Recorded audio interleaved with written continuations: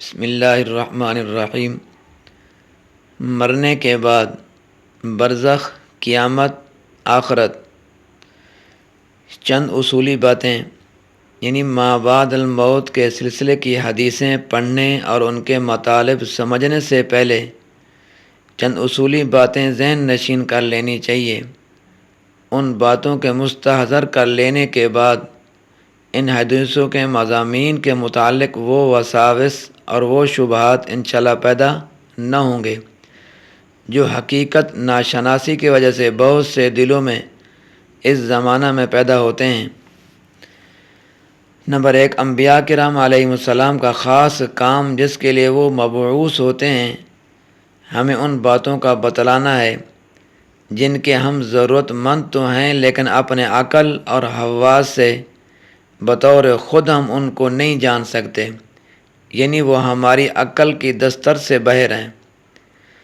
Number 2، انبیاء کرام علیہ السلام کے لیے یقینی علم کا ایک خاص ذریعہ جو دوسرے عام انسانوں کے پاس نہیں ہے۔ اللہ تعالیٰ کی وحی ہے، ان کو اسی وحی کے ذریعے سے ان چیزوں کا علم ہوتا ہے جس کو ہم اپنی آنکھوں، کانوں سے اور اپنی عقل اور فہم سے دریافت نہیں کر سکتے۔ جس طرح دوربین رکھنے والا آدمی بہت دور کی وہ چیز دیکھ لیتا ہے جن کو عام آدمی اپنی آنکھوں سے نہیں دیکھ سکتا۔ نمبر 3، کسی نبی کو نبی مان لینے اور اس پر ایمان لانے کا مطلب یہی ہوتا ہے کہ ہم نے اس بات کو تسلیم کر لیا اور پورے یقین کے ساتھ ان کو مان لیا اور قبول کر لیا کہ وہ ایسی جو بات بتلاتا ہے، یعنی انبیاء جو بات بتلاتے ہیں جس کو ہم خود نہیں جانتے اور نہ ہی ہم دیکھتے ہیں، وہ اللہ کی وحی سے اس کا علم حاصل کر کے ہمیں بتلاتے ہیں، اور وہ سب حرف بہ حرف صحیح ہے، اس میں کسی شک اور شبہ کی گنجائش نہیں ہوتی۔ نمبر 4، انبیاء کرام علیہ السلام کبھی کوئی ایسی بات نہیں کہتے جو عقلاً ناممکن اور محال ہو۔ ہاں، یہ ہو سکتا ہے کہ ہماری عقل اور ہمارے حواس بطور خود اس کو سمجھ لینے سے عاجز اور قاصر ہوں، بلکہ ایسا ہونا ضروری ہے۔ اگر انبیاء کرام علیہ السلام صرف وہی باتیں بتلائیں جن کو ہم خود ہی غور اور فکر سے معلوم کر سکتے ہوں تو پھر ان کی ضرورت کیا ہوگی؟ انبیاء کرام علیہ السلام نے ما بعد الموت یعنی عالم برزخ، عالم قبر اور عالم آخرت کے متعلق جو کچھ بتلایا ہے اس میں کوئی بات بھی ایسی نہیں جو عقلاً ناممکن اور محال ہو۔ ہاں، ایسی چیزیں ضرور ہیں جن کو ہم اپنے غور اور فکر سے از خود نہیں جان سکتے، اور اس دنیا میں ان چیزوں کے نمونے نہ ہونے کی وجہ سے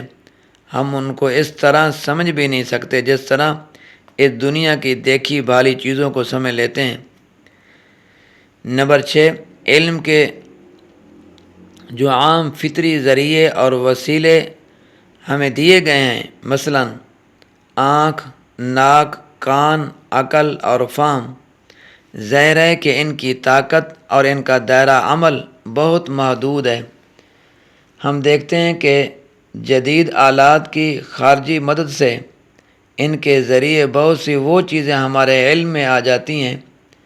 جن کا پہلے کبھی تصور بھی نہیں کیا جاتا۔ مثلا پانی میں یا خون میں جو جراثیم پائے جاتے ہیں، اب خوردبین کی مدد سے آنکھ ان کو دیکھ لیتی ہے، اسی طرح ریڈیو کی مدد سے کان ہزاروں میل دور تک کی آواز سن لیتے ہیں، اسی طرح کتابی معلومات کی مدد سے پڑھے لکھے انسان کی عقل اس سے زیادہ سوچ لیتی ہے جتنا کہ آنکھ کان کے ذریعے حاصل شدہ معلومات کی مدد سے سوچ سکتی تھی۔ اس تجربے سے معلوم ہوا کہ کسی حقیقت کا صرف اس بنیاد پر انکار کر دینا کہ آج ہم اس کو نہیں دیکھتے یا نہیں سنتے یا ہماری عقل اس کو نہیں سمجھتی، یہ بڑی بے عقلی کی بات ہے۔ وَمَا أُوتِيتُم مِّنَ الْعِلْمِ إِلَّا قَلِيلًا۔ انسان دو چیزوں سے مرکب ہے، ایک جسم جو ظاہر ہے اور نظر آتا ہے، دوسرا روح جو اگرچہ آنکھوں سے نظر نہیں آتی لیکن اس کے ہونے کا ہم سب کو یقین ہے، پھر انسان کے ان دونوں جزوؤں کا باہمی تعلق اس دنیا میں اس طرح ہے کہ تکلیف اور مصیبت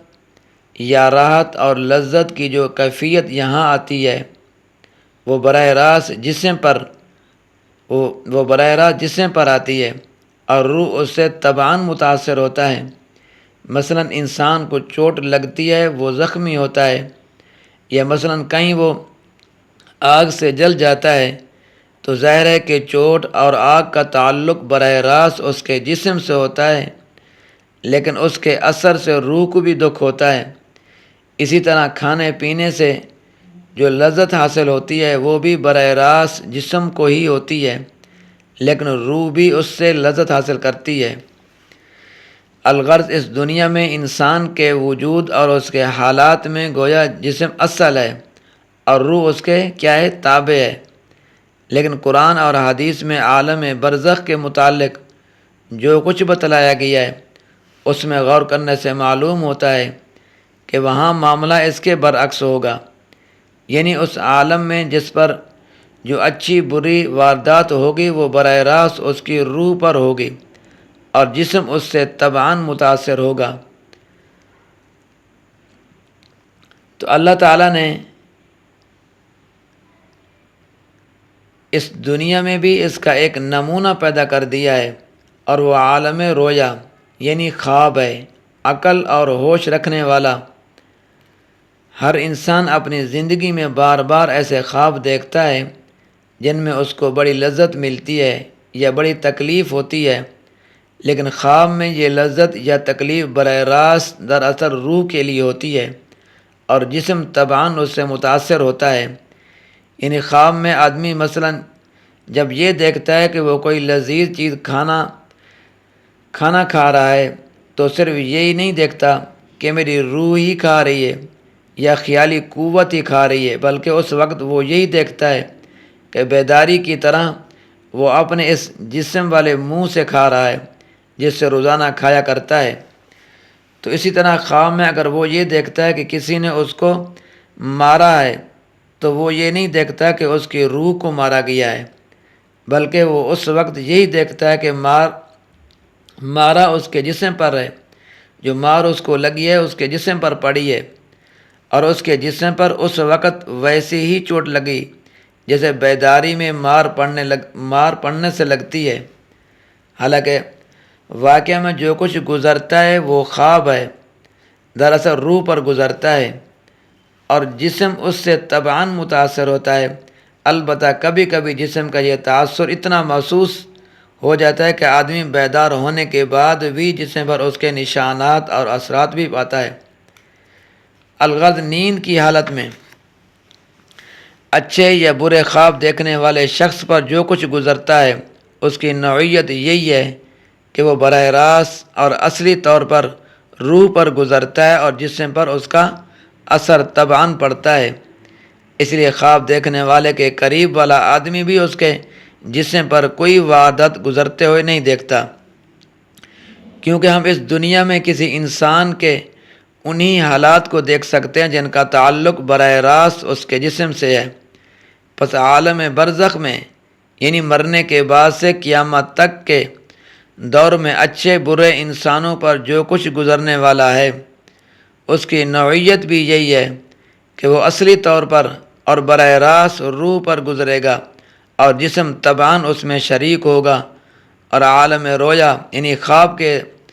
تجربات کی روشنی میں اس کو سمجھ لینا کسی سمجھنے والے آدمی کے لیے زیادہ مشکل نہیں۔ امید ہے کہ اس دنیا میں اور عالم برزخ کے اس فرق کو جان لینے کے بعد وہ عامیانہ اور جاہلانہ شبہ اور وسوسے سے پیدا نہ ہوں گے جو قبر کے سوال اور جواب اور عذاب اور ثواب کی حدیثوں کے متعلق بعض ضعیف الایمان اور کم عقل لوگوں کے دلوں میں پیدا ہوا کرتے ہیں۔ بس دعا فرمائیں اللہ تبارک و تعالی میرا اور آپ کا حامی و ناصر ہو۔